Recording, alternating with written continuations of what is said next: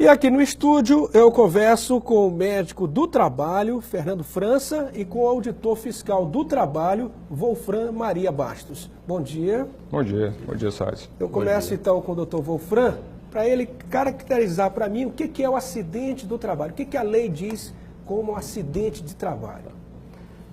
A Lei 8.213 da Previdência Social diz que acidente do trabalho é o que ocorre pelo exercício do trabalho a serviço da empresa, quando há dano, quando há morte, quando há incapacidade permanente, temporária, parcial, completa. Esse é o conceito de acidente de trabalho na Previdência Social. Doutor Fernando, eu gostaria que o senhor dissesse qual o papel, qual a função do médico do trabalho para impedir os acidentes.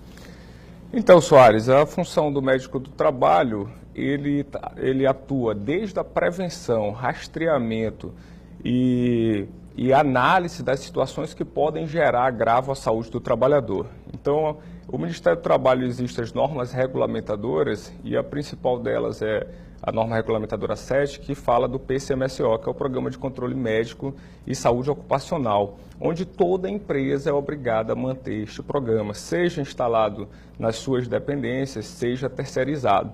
Então, nesse programa, o médico do trabalho, juntamente com a equipe de engenharia de segurança, atua em identificar, antecipar situações que podem levar a acidente de trabalho.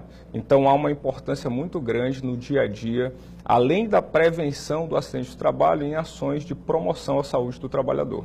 Agora, durante a execução do trabalho, quando é que o funcionário deve recorrer ao médico do trabalho? Então, o médico do trabalho tem que estar à disposição na sua empresa para qualquer demanda que aquele trabalhador assim requerer referente à sua saúde. O SESMIT, que é o Serviço de Engenharia de Segurança e Medicina do Trabalho, tem que manter, nas empresas que são obrigadas a manter esse serviço, tem que manter um médico à disposição desse trabalhador.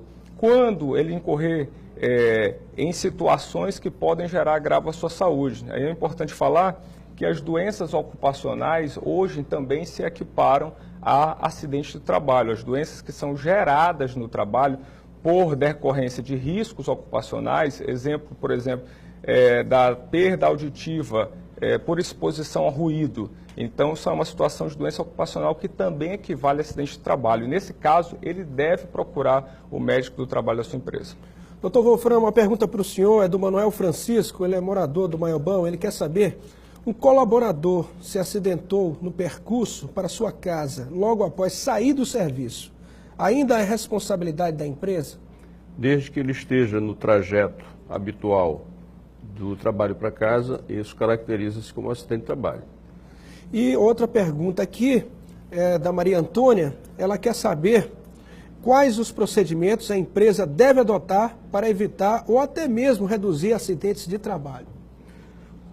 A prevenção de acidentes de trabalho, ela deve ser objeto da política de segurança e saúde do trabalho da empresa.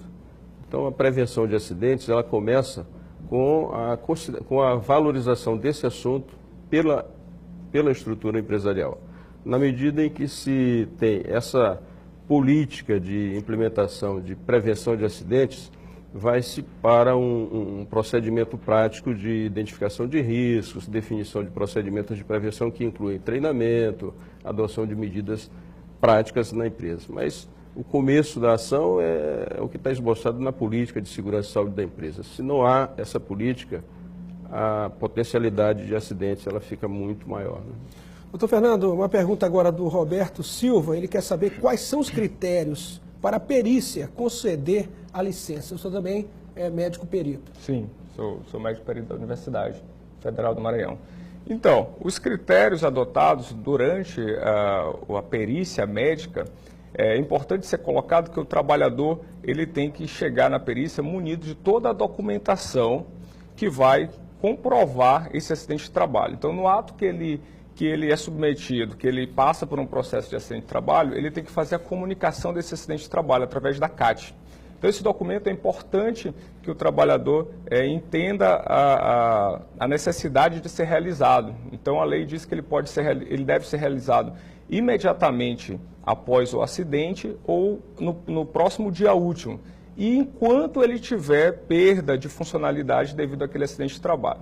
Então, os critérios que a gente vai utilizar é justamente identificar as causas das queixas dele que ele apresenta, a perda de função que ele apresenta, com as documentações que ele vai nos levar através de pareceres, laudos médicos, laudos de exames de imagem, e aí, comprovado essa debilidade da função dele temporária, parcial ou até mesmo definitiva, será concedido o benefício dele, que pode ir desde um auxílio-doença até mesmo uma aposentadoria por invalidez.